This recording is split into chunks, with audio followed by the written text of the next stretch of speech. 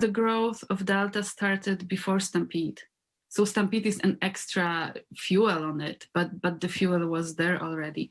As the daily COVID-19 case count is steadily increasing in Alberta, some doctors are blaming the Stampede, while others say it is the ripple effect of lifting restrictions.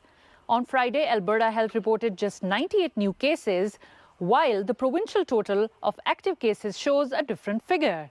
This has upset some health practitioners who say this is an intentional effort to minimize the numbers. The right thing to do yesterday would be to say we're holding a news conference because we've had almost a threefold increase in our cases, and we know that these are going to continue to increase for the next 10 days at an exponential rate, because we don't have any restrictions in place, and we need to let Albertans know that we're in serious trouble and that things are going to get bad.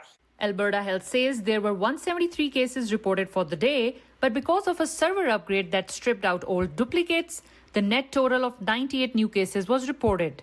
Health researchers like Dr. Gasparovich say with vaccinations and public health measures in place, Alberta was on track to beat COVID-19, but then the province reopened.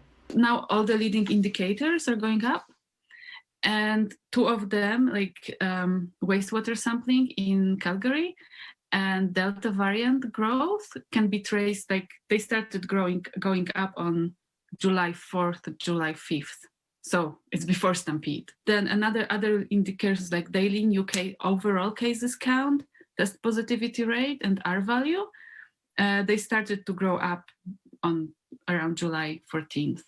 Researchers say the worrying factor is that most active cases in Alberta right now come from an unknown source.